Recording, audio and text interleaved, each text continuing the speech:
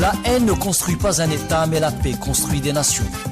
Grand Angle, analyse et commente des événements en Afrique. Une meilleure compréhension des problématiques sécuritaires en Afrique et au Sahel en particulier. Bonjour chers amis auditrices et auditeurs d'Ifriqiya FM. La bienvenue à vous dans Grand Angle, une émission hebdomadaire destinée à mieux décrypter les dynamiques politiques et sécuritaires qui façonnent l'Afrique. Le numéro d'aujourd'hui est consacré à la lutte acharnée pour la succession que se livrent les différents clans au pouvoir au Maroc. Il est intitulé Maroc, fracture au sommet. Pour en parler, il y a avec nous le docteur Ahmed Ben Saada. Ahmed Ben Saada sera avec nous à partir d'Oran, deuxième plus grande ville d'Algérie. Alors, monsieur Ben Saada n'est plus à présenter. Il est enseignant universitaire et auteur de plusieurs ouvrages. Il est connu aussi pour être un observateur avisé de la scène politique africaine. Nous serons également accompagnés lors de ce numéro par Mokhranay Touarabi, notre confrère de la presse écrite, et Ahmed Kateb, chercheur en sciences politiques. Messieurs, bonjour, la bienvenue à vous. Alors, vous n'êtes pas sans savoir que le Maroc, pays de près de 38 millions d'habitants, est secoué depuis quelques mois par des tensions croissantes entre les services de sécurité et l'armée. Cet affrontement, de plus en plus visible, est exacerbé par les incertitudes entourant la succession du roi Mohamed VI, un roi que tout le monde sait est très malade. Le souverain marocain est d'ailleurs souvent absent. Alors, Ahmed Ben Saada, bonjour. Bonjour Monsieur Chalfaoui et bonjour l'Afrique. Bonjour, nous sommes ravis de vous accueillir dans ce numéro de Grand Angle. Alors Ahmed Ben Saada, que se passe-t-il au Maroc? Il semblerait que les choses se dégradent au double plan politique et sécuritaire. Le Maroc, donc depuis, la mort de Hassan II et l'accession de Mohamed VI au trône de notre pays voisin, a vu en fait son régime, sa façon de se conduire, son avidité, ou pour ne pas dire sa cupidité vis-à-vis des richesses du royaume, être contestée. Et bien sûr, vous avez bien justement noté que sa santé est déclinante, mais il faut aussi voir que son comportement, nous avons vu différentes vidéos qui ont fait le buzz sur Internet, le montrant dans des positions qui sont pas très communes pour un monarque d'un pays aussi important que le Maroc. C'était pas le cas, disons, de son père ni de son grand-père. Donc tout cela fait que à chaque période, on sort cette ritournelle qui est celle d'essayer de voir comment en finir avec ce roi et comment revenir à un régime monarchique beaucoup plus, disons, policé, beaucoup plus conforme à ce qu'on voyait par rapport à la vie des rois à travers le monde. Et en plus, ce qu'il faut ajouter à cela, c'est que le Maroc de Mohamed VI est dirigé de deux façons, c'est-à-dire il y a le Mersen et il y a, l'Assemblée constitutive, les élections. Mais en fait, tout se passe au palais. Le roi est entouré de ses amis, en général des amis qui ont des amis de jeunesse qui ont fait le collège royal avec lui et qui gèrent les affaires de l'État comme si c'était une entreprise privée. Je rappelle dans un livre très intéressant qui s'appelle Le roi prédateur, qui est sorti en 2012, il est très bien expliqué que Mohamed VI, depuis l'accession au pouvoir, donc il est devenu le premier banquier du Maroc, le premier assureur du Maroc, le premier entrepreneur du Maroc, et il a en fait des actions dans différents domaines, comme l'agroalimentaire, l'immobilier, la grande distribution. En fait, le livre dit Mohamed VI a transformé ces sujets en clients. Oui. Et il a transformé l'État en machine à subventionner les intérêts de la famille royale. En plus de cela, en fait, le gouvernement octroie aussi une dotation donc à la famille royale qui est astronomique. Elle se chiffre autour de 700 000 euros par jour. Juste les coûts des domestiques du roi de la famille royale, ça s'élève à environ 138 millions de dollars par an, ce qui est un train de vie des plus onéreux. Alors, Mohamed VI est considéré actuellement comme la cinquième fortune mondiale parmi les il y a un petit calcul qui a été fait. Oui. Disons de 1999, donc la mort de son père, à 2012, sa fortune, juste en cette période courte, sa fortune a été multipliée par 5, ce qui a pris maintenant encore beaucoup plus d'ampleur. Il est 10 fois plus riche que le roi d'Angleterre. Oui, et qu'est-ce qu'on voit ? On voit aussi quand on a vu par exemple les tremblements de terre, le dernier tremblement de terre au Maroc, nous avons vu des populations qui vivent, disons, dans un état lamentable, disons, c'est le moins qu'on puisse dire. Ils vivent carrément au Moyen-Âge. Donc, vous avez cette famille royale qui vit dans une opulence absolument tape à l'œil et qui vit dans le luxe, je veux dire dans les châteaux. Mohamed VI possède des châteaux en France, des châteaux en Afrique. Il passe le clair de son temps à l'étranger. En 2018, par exemple, on a compté 50% de son temps à l'étranger. Et d'ailleurs, à la boutade, on disait que, en fait, le roi Mohamed VI fait du télétravail. Oui. Merci Ahmed Messaada pour avoir planté le décor. Je reviendrai vers vous dans quelques petites minutes. Ahmed Kateb, bonjour, la bienvenue à vous. Merci d'avoir accepté l'invitation d'IFRI-PSN.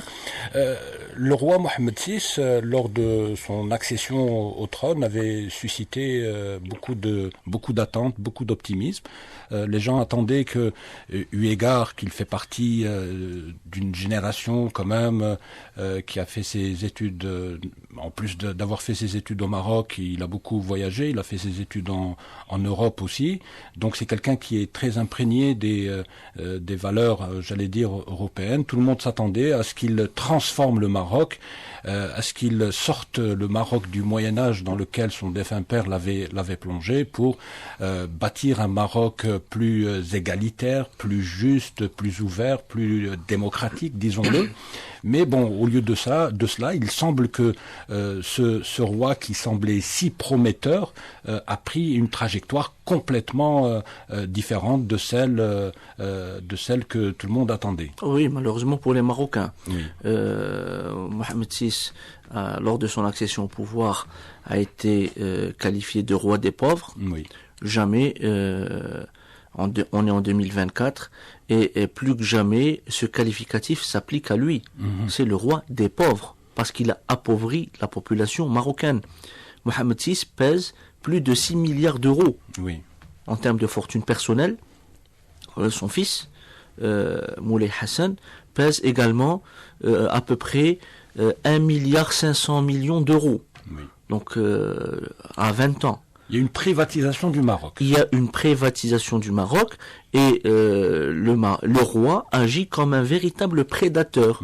Parce qu'il n'y a aucun projet où le roi ou l'un de ses plus proches amis ne soit pas associé. Donc, on voit que le monarque s'est accaparé de la vie économique du pays et le Maroc de fait est un domaine privé. Mais le problème qui se pose maintenant... Là, nous sommes sur le plan économique. Sur le plan politique et sur le respect des libertés et des droits de l'homme, c'est une catastrophe aussi. J'y arrive parce que même si, à l'époque, le prince héritier, Sidi Mohamed, l'actuel roi, a été encadré pour sa thèse en droit international public par Jacques Delors. Oui. On sait que Jacques Delors, qui était le président de la Commission européenne, ancien ministre français des Finances.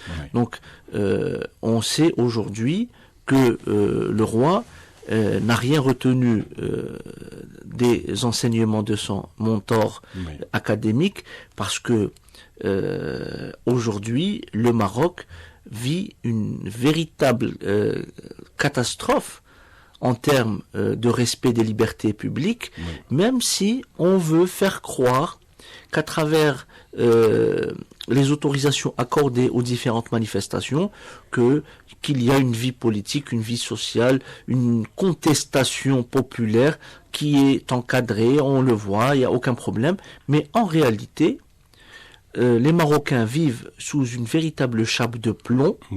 Il n'y a pas de médias libres et indépendants. Tous les médias sont inféodés, soit au service de sécurité, soit au contre-espionnage, soit au palais royal directement, ou aux amis du roi. Donc tout est verrouillé. Leur seul but, si on voit les médias marocains, leur cible préférée, c'est l'Algérie. Donc, il n'y a que ça qui un petit peu alimente le débat. C'est le souffre-douleur le souffre-douleur, et on tente, à travers cette fixation obsessionnelle sur l'Algérie, on tente de détourner le peuple marocain des véritables questions de fond, qui sont la misère. Oui, on va en parler tout à l'heure plus longuement. À l'occasion du séisme de Marrakech en septembre dernier, on a vu côté jardin du Maroc, c'est-à-dire que c'était hideux. Le côté jardin est hideux. Le terme hideux est un terme alambiqué. Excusez-moi cette expression, parce que c'est carrément plus que le Moyen-Âge. Ce sont des époques antiques, parce que il n'y a pas de construction de type moderne qui ont été autorisées pour les populations du Haut-Atlas. On les pousse, on les oblige à construire avec de la tourbe, avec de l'argile, pour soi-disant maintenir le caractère folklorique et traditionnel de l'habitat, alors qu'il n'en est rien. On peut, en termes d'architecture et d'urbanisme, marier entre tradition et modernité. On a tout simplement privé ces populations des commodités les plus élémentaires, le droit d'accession à l'eau, à l'électricité, au gaz. Donc, c'est le Maroc que le régime veut absolument cacher.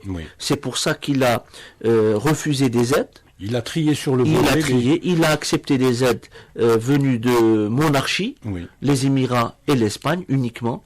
Aucune aide octroyée par des républiques, que ce soit la France, l'Algérie, la Turquie, etc., n'a été acceptée. Donc on voulait à tout prix cacher ce Maroc que personne ne devait voir. D'ailleurs, le nombre officiel et le nombre définitif de victimes du séisme n'a pas été donné. On ne le connaît pas. À ce jour. Tout à fait. Moukran Touarabi, bonjour. Bonjour. Alors, Moukran Touarabi, les gens qui refusent d'aller dans le sens du poil au Maroc se retrouvent systématiquement en prison. C'est le cas de journalistes, c'est le cas de militants politiques.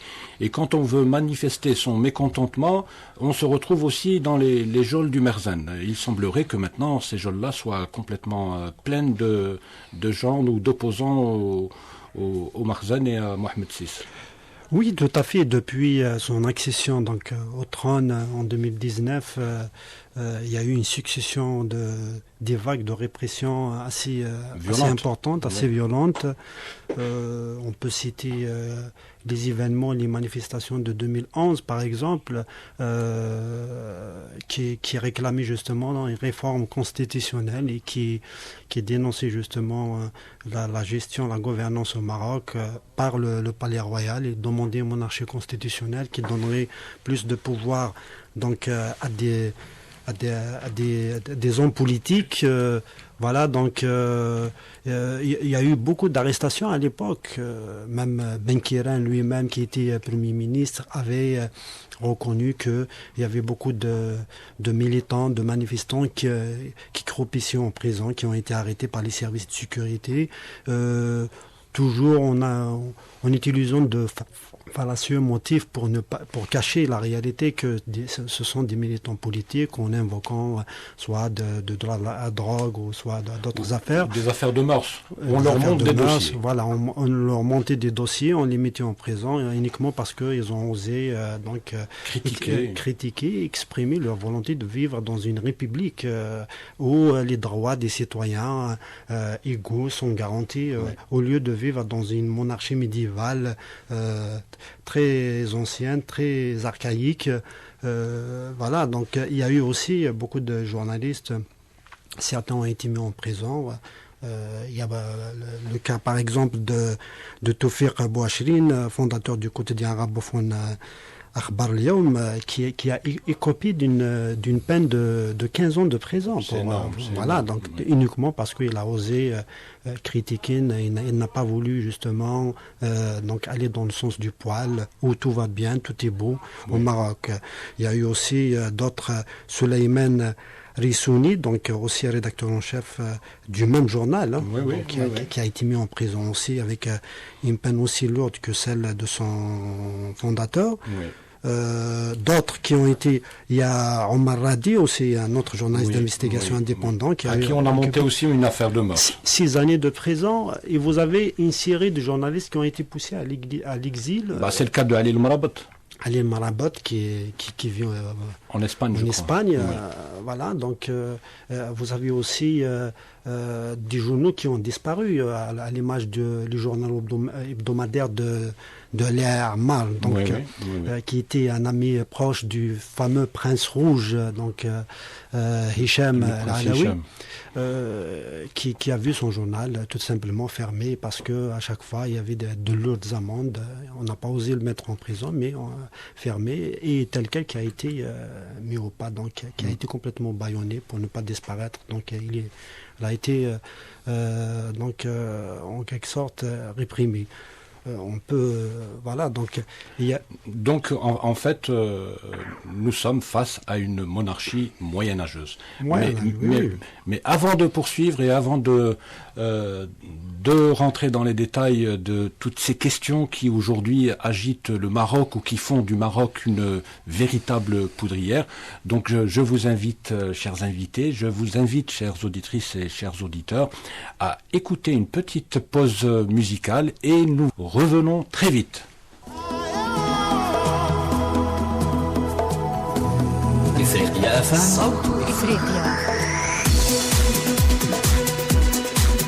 إفريقيا FM عبر موجات الأفام 98.4 من تمن راست 105.6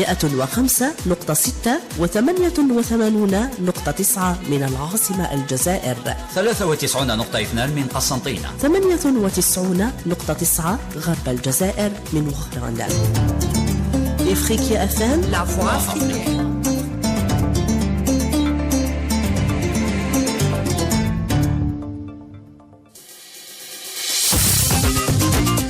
Ne construit pas un État, mais la paix construit des nations.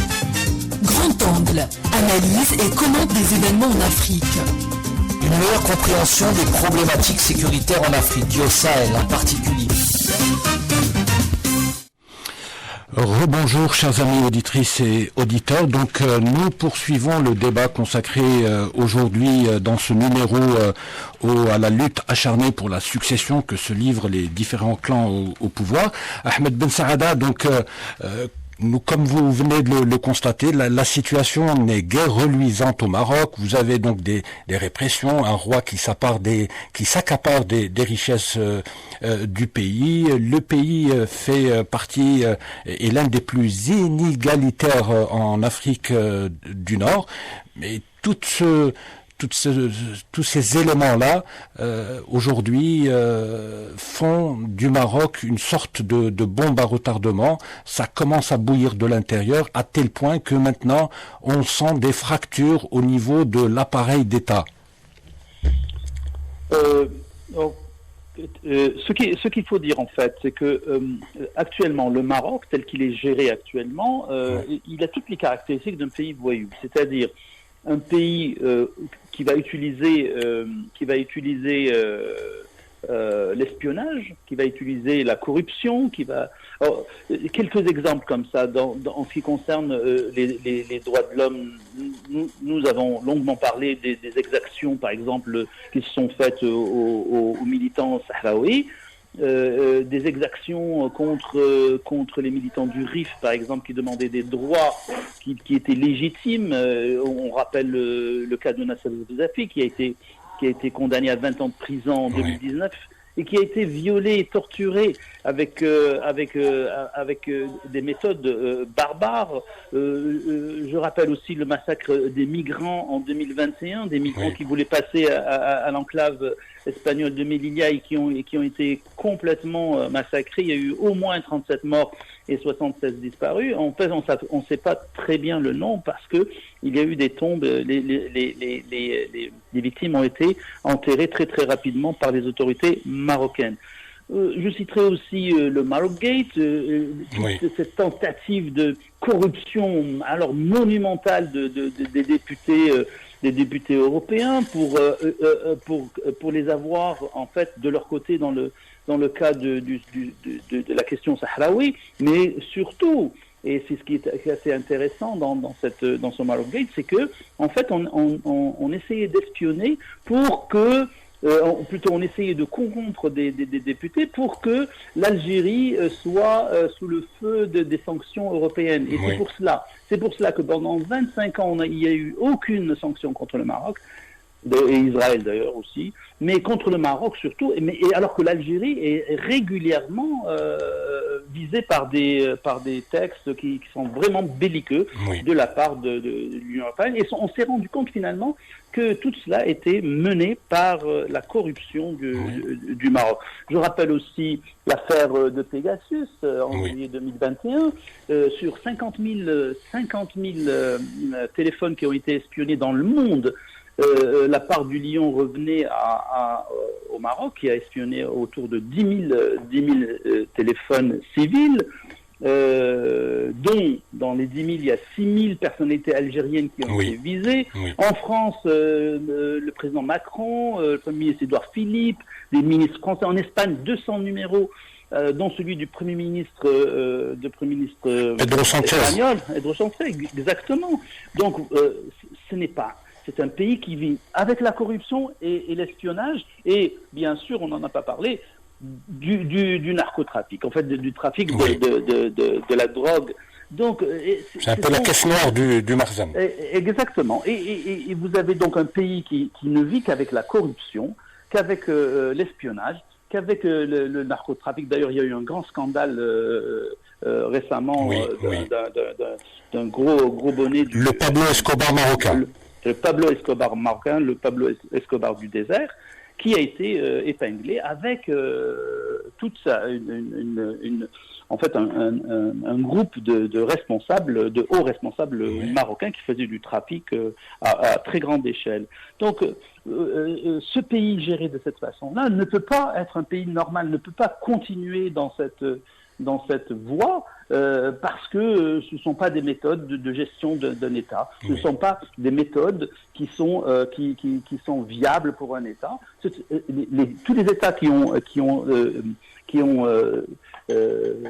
mis cette façon de travailler, ce modus operandi dans leur façon de gouverner, dans leur management, sont voués à l'échec. Et donc le Maroc, avec ces caractéristiques-là, donc que j'avais dit des caractéristiques de pays voyous, ne peut pas continuer comme ça. Et la première tête qui risque de sauter, c'est justement la tête de Mohamed VI, c'est-à-dire avec tous ces problèmes de comportement personnel, avec tous ces problèmes de santé et sa voracité, disons, monétaire, sa voracité en termes d'accaparement de richesses du pays, ça ne peut pas durer. Je pense que le peuple marocain va se révolter au vu de cette gabégie au niveau national et au niveau international.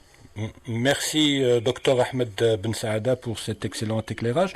Ahmed Kateb, les signes de fracture au sommet du pouvoir marocain sont déjà là, et les raisons de cette fracture nous venons d'en parler. Vous avez des indicateurs économiques qui sont au rouge. Hein. Il ne faut pas oublier que par-delà l'image d'Épinal que les médias européens s'échinent à brosser du Maroc, vous avez une situation qui est tout autre. Hein. Vous avez donc une dette extérieure qui est abyssale. Vous avez un chômage des jeunes qui est important. Il frôle les 50%.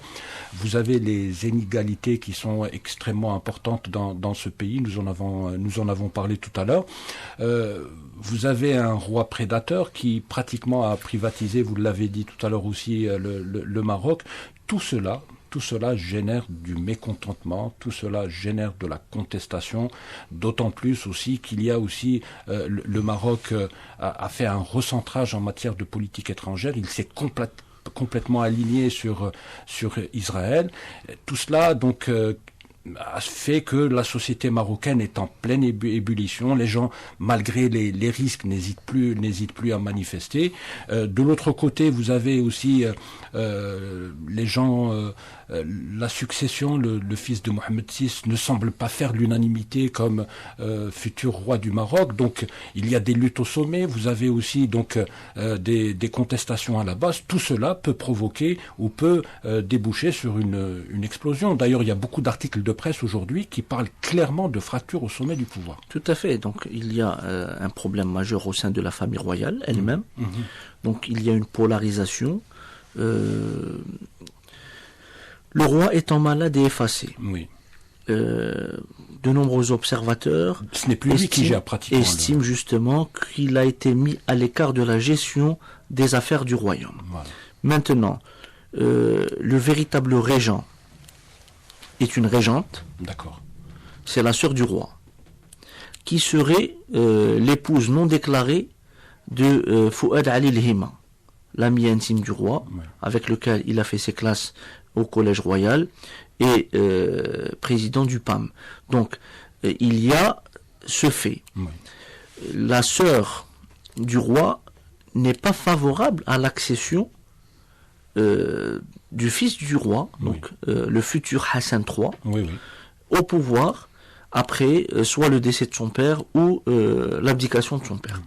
Il y a une lutte au sein de la famille. Oui. Et la fratrie princière estime Moulay Rachid, frère du roi, plus apte à gouverner. Oui. Et là, il y a une autre équation qui se rajoute, c'est le rôle des Émirats arabes unis. Oui. Et d'Israël aussi. Dont on dit que Moulay Rachid est très proche. D'accord. Tandis qu'Israël mise sur Moulay Hassan, le fils du roi. D'accord. Pourquoi il serait, dit-on, il est le fils de l'ex-première dame du pays, oui, donc Lella Selma, qui a complètement disparu des radars. Certains disent qu'elle est morte, oui, d'autres disent qu'elle est en résidence surveillée. Il n'y a pas de confirmation de tout cela, mais on dit que Moulay Hassan, au sein même de la famille royale, est surnommé Oulid Lihoudir, le fils de la juive. Donc, et là, il y a l'équation sioniste qui entre en considération, et les sionistes misent justement sur le fils du roi. Tout ça est agrémenté par l'alignement de Mansouri et de Hamouchi. Oui. L'un penche vers le fils du roi, Mansouri, Hamouchi penche pour le frère du roi, et ça alimente les luttes intestines au sein des services, et ça alimente la fracture au sein de l'armée marocaine. Oui.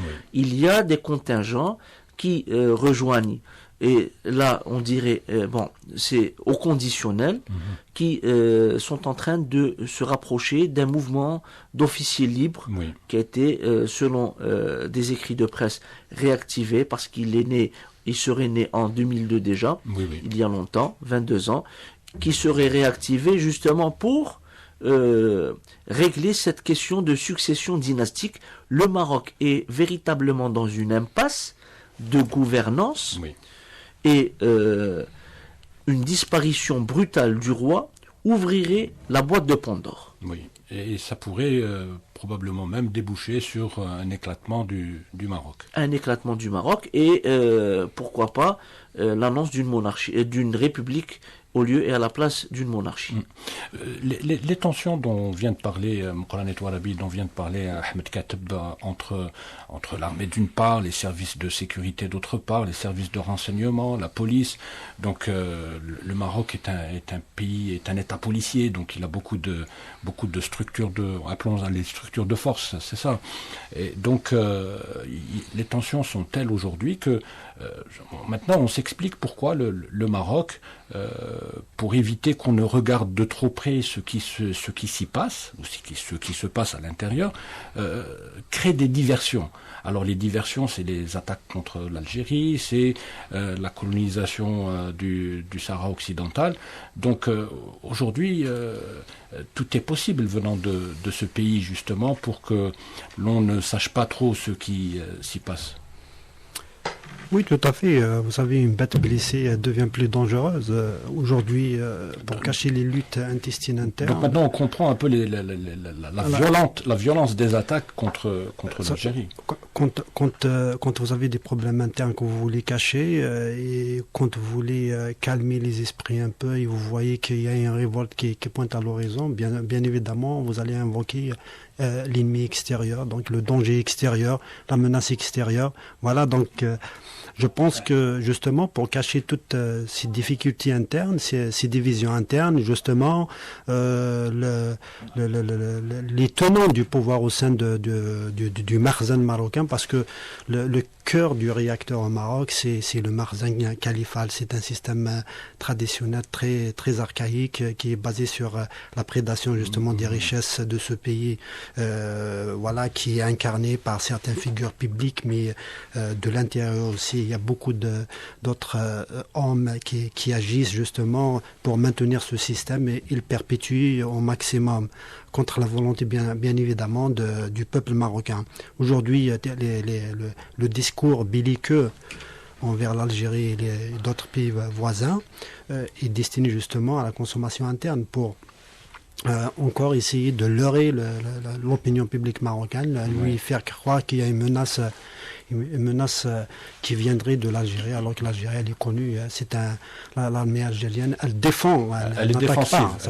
Elle est défensive. Et en plus, vous avez le président de la République qui a, à plusieurs occasions, assuré que l'Algérie ne sera jamais celle qui agressera en premier. Voilà, c'est une doctrine qu'on a héritée de la guerre de libération nationale, la non-ingérence.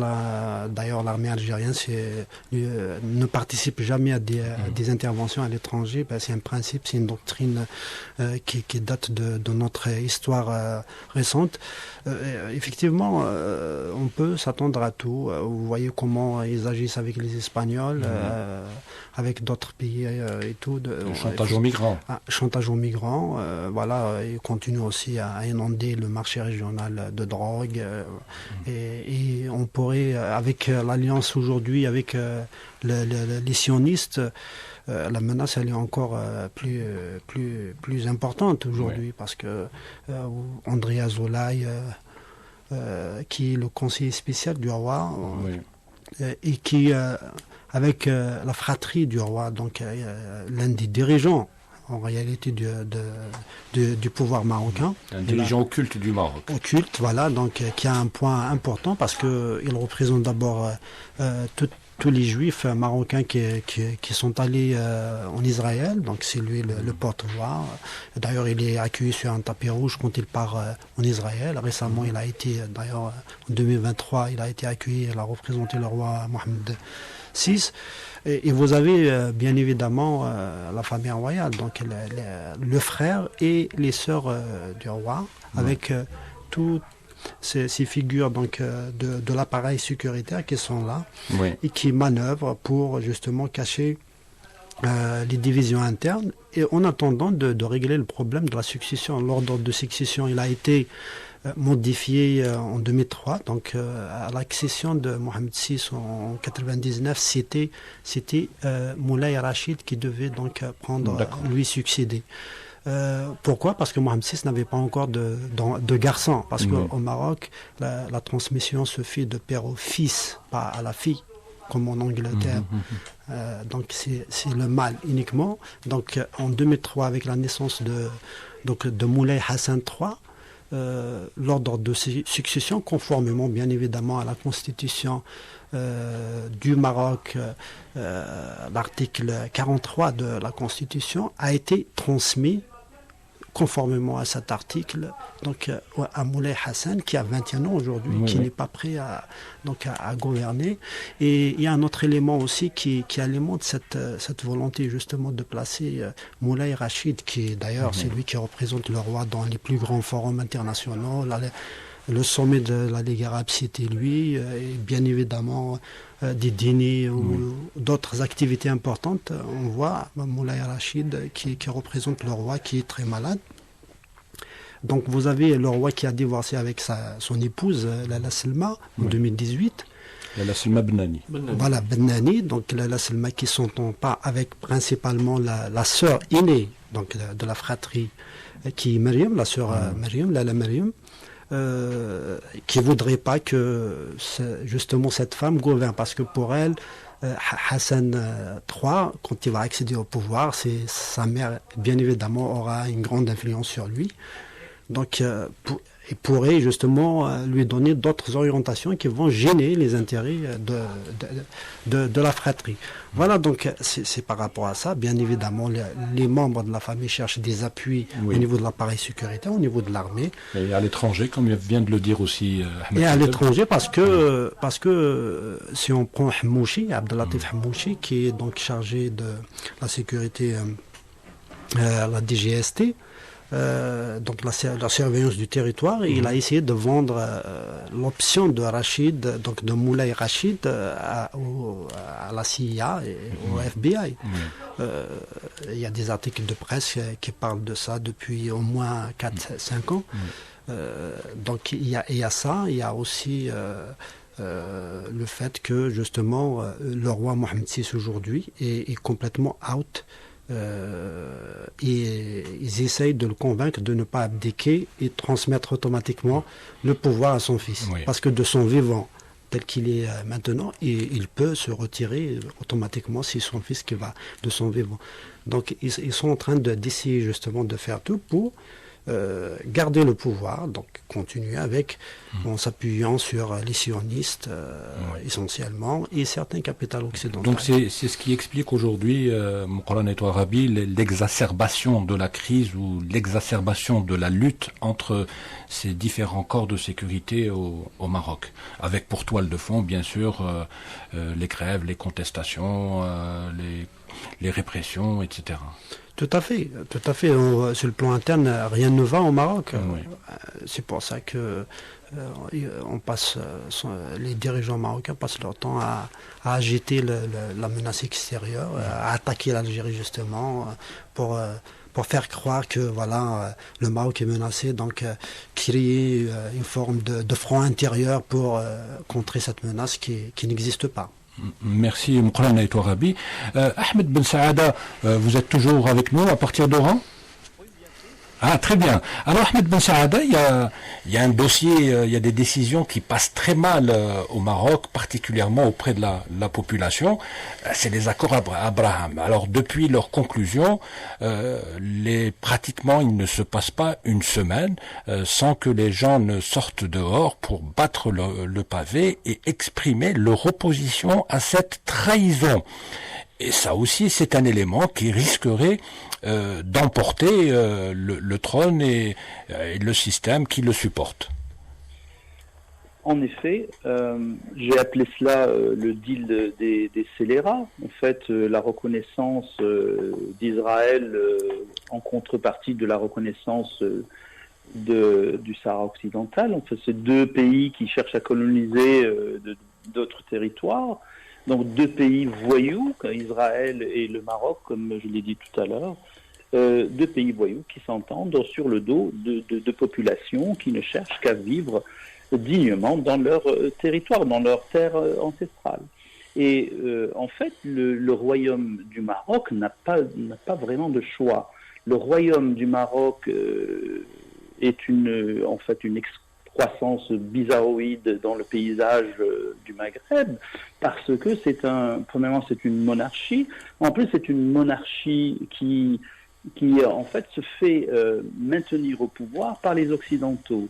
Et donc l'alignement depuis son indépendance, disons 1956, l'alignement du Maroc avec les Occidentaux, c'est justement pour protéger la monarchie, pour la maintenir, pour essayer de garder la viabilité de cette monarchie. Et c'est pour cela qu'on voit l'alignement du Maroc lorsqu'il y a des conflits, même des conflits qui touchent les pays arabes, comme en Irak par exemple. C'est toujours partie de ce qu'on appelle la communauté internationale, mais en fait, ce sont juste des sbires de l'Occident, des États-Unis en particulier, et contrairement justement au peuple, parce que le peuple, maintenant, nous voyons que cet Occident est un Occident qui n'a pas de valeur morale.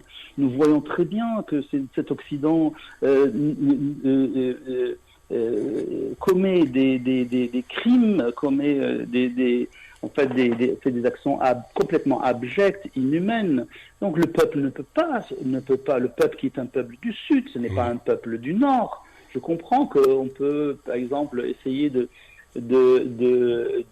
vendre un narratif à des populations occidentales, et encore, maintenant ça ne passe plus, mais vendre des salades à un peuple marocain qui est un peuple musulman, qui est un peuple arabe, qui est un peuple africain, qui est un peuple frère, exactement, qui pense de la même façon que nous. On ne peut pas vendre ces salades-là. On ne peut pas vendre une reconnaissance d'Israël alors qu'Israël est en train de massacrer un autre peuple frère qui est le peuple palestinien. Oui. Ça ne passe pas dans la population, absolument, mais ça passe dans le Makhzen. Parce que le Makhzen a négocié cette reconnaissance pour qu'il se maintienne au pouvoir. Oui, oui. Parce qu'en fait, c'est pour se faire aider à se maintenir au pouvoir. Et si vous regardez toutes les monarchies, même les monarchies du Golfe, les monarchies, elles sont toutes alignées avec l'Occident, toutes. Et presque toutes ont normalisé leurs relations avec Israël. Alors que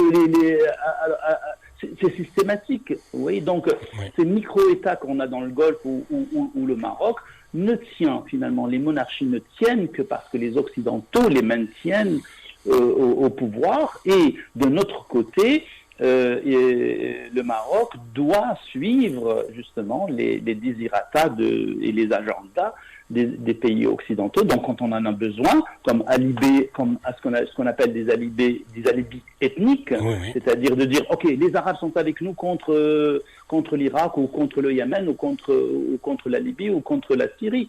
Je vous rappelle que durant le conflit de la Syrie, le Maroc a accueilli, si mes souvenirs sont bons, le deuxième sommet des pays amis, disons entre guillemets, parce que c'était vraiment des ennemis de la Syrie qui voulaient détruire la Syrie. Et le Maroc a accueilli un sommet de ce type-là. Alors il est clair qu'il y a en fait un schisme profond entre ce Makhzen, ce groupe de personnes, disons, qui vivent dans l'opulence, et le peuple marocain qui veut vivre dans la dignité et qui voit que cet Occident auquel se réfère le régime monarchique marocain, mais ce ne sont pas des personnes dignes de confiance. Ce ne sont pas des personnes qui prônent des valeurs humanistes. Ce sont des pays qui veulent s'accaparer des richesses, quitte à tuer le reste du monde. Et les orientations du Makhzen, ces options en matière de politique étrangère sont ressenties, des mesures ou des options qui sont contre nature sont ressenties, Ahmed Ben Saada, comme une véritable humiliation de la part du peuple marocain. Et bien sûr, vous les voyez sortir dans la rue, revendiquer un cessez-le-feu à à Gaza. Oui, oui. Alors que Mohamed VI est le président du comité d'Al-Quds. Oui. Il est chargé de veiller sur les lieux saints des musulmans, les lieux saints de l'islam dans cette ville. Oui. Et que fait l'entité sioniste, c'est d'essayer d'enlever tout signe, de désislamiser tous ces lieux. Oui, oui. Alors, avec cette responsabilité-là, est-ce qu'on a vu Mohamed VI s'élever et dire c'est pire que ça? Regardez, lorsqu'il y a eu le sommet islamique juste après les actes du 7 octobre, l'Algérie a demandé qu'il y ait des résolutions fermes contre Israël. Elle a demandé qu'il n'y ait plus d'apport pétrolier, donc d'énergie à Israël, et deux, qu'on n'utilise pas l'espace aérien arabe pour acheminer des armes à Israël. Et vous savez qui a voté contre?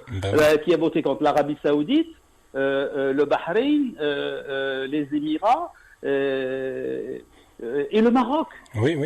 D'ailleurs, il y a un fameux article du politologue Pepe Escobar qui les appelait des pays lâches. Des pays lâches. Oui, parce qu'en ce moment-là, le Maroc a voté contre des résolutions qui auraient pu permettre justement que le conflit cesse, ou au moins ne soit pas de cette ampleur-là, ou qu'il y ait une base de négociation. Oui. Au contraire, les Émirats et le Maroc, ils ont tout fait pour que les aides soient acheminées vers Israël. Alors, que fait le peuple marocain qui est ancré justement dans notre culture, qui est ancré dans la même culture que l'Algérie? Le peuple algérien et le peuple marocain sont les mêmes peuples, comme le peuple tunisien d'ailleurs. Et en regardant cela, on ne peut pas être indifférent, on ne peut pas être d'accord avec la politique qui est menée par le Makhzen. On ne peut pas être d'accord avec une politique qui est menée par les copains et les copines de Mohamed VI qui ont été avec lui dans le collège royal, comme le Himma ou comme le directeur de la DGED, Monsieur Mohamed Yassine Mansouri, qui était un copain du roi au collège royal. Donc il y a un gap profond, et qui, en fait, il est devenu encore beaucoup plus profond avec le conflit qui est actuellement qui a eu lieu actuellement à Gaza, parce que le génocide actuel amplifie les fissures entre la classe dirigeante monarchique et le peuple marocain. Voilà. Merci beaucoup, Ahmed Ben Saada. Alors, nous avons juste le temps de poser une toute dernière question. Nous aurions pu consacrer deux heures à cette émission, tant il y a de choses à dire. Mais bon, le temps qui nous est imparti c'est presque écoulé. Donc, mais nous avons quand même le temps de poser une dernière question à notre ami Ahmed Kateb. La fracture entre le Makhzen et la population marocaine ne cesse de s'aggraver, de s'agrandir. Mais bon, tout cela montre aussi que le Maroc est un pays sous influence. Ce qui est inquiétant, c'est que maintenant, il n'est pratiquement plus maître des décisions, de son destin et de ses orientations. Il ne l'a jamais été parce que les accords d'Aix-les-Bains prévoient une indépendance dans l'interdépendance avec la France. Donc le Maroc a toujours été inféodé à la France-Afrique, aux stratégies françaises, aux stratégies impérialistes américaines. Aujourd'hui, avec cette normalisation à pas forcer, et c'est une normalisation sécuritaire, ce qui rend les choses plus graves, jamais, y compris l'Égypte et la Jordanie qui ont normalisé en 79 et en 94, aucun pays arabe, du moins ces deux, n'avait poussé la normalisation jusqu'à normaliser avec les services de sécurité et les deux armées. Les Marocains ont franchi le Rubicon, le pas, malheureusement, d'où cette contestation populaire, d'où cette rage, d'où cette haine, disons, du peuple marocain. Le Maroc, au lieu de combattre la misère, la pauvreté, les inégalités, il préfère acheter des armes aux Israéliens. C'est ce qui aggrave le mécontentement. Et faire des combats contre des moulins à vent. Tout à fait. Merci beaucoup Ahmed Katem, merci pour avoir eu la gentillesse de répondre favorablement à notre invitation. Merci Ahmed Ben Saada, docteur Ben Saada, qui était en direct depuis Oran, seconde plus grande ville du pays. Merci beaucoup Ahmed Ben Saada.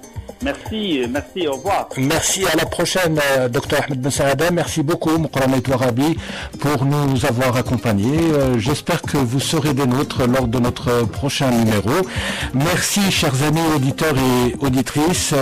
Alors, je rappelle que cette émission a été préparée et présentée par Zine Sharfaoui. Elle a été réalisée par Khaled à la console technique. Nous avions Yacine. Un grand merci aussi à toutes celles et à tous ceux qui ont contribué à la production de cette émission, à commencer par le service multimédia d'Ifriqiya FM. Nous vous donnons rendez-vous la semaine prochaine, même jour, même heure, pour un nouveau numéro de Grand Angle. Merci de nous avoir suivis. Je vous rappelle que vous pouvez encore nous écouter sur Internet. Pour cela, il vous suffit simplement de télécharger notre application sur Play Store. Bonne écoute avec la suite des programmes d'Ifriqiya FM. Au revoir.